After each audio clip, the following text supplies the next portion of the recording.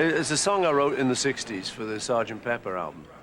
And the craziest story about it was the evening we were going to have the session. The session was booked, and I was getting ready to go out to the session, and a guy knocked at my door in London.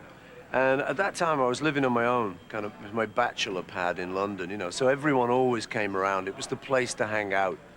You could always come to Paul's. It was like any time of the night, you could always crash there.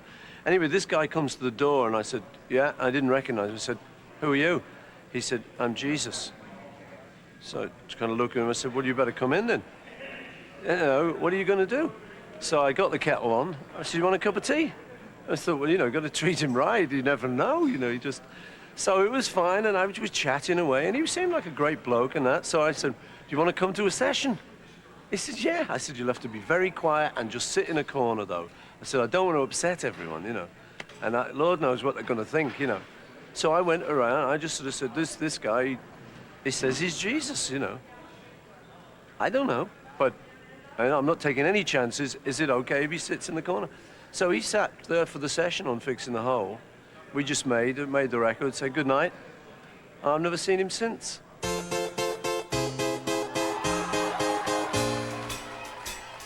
I'm fixing a hole where the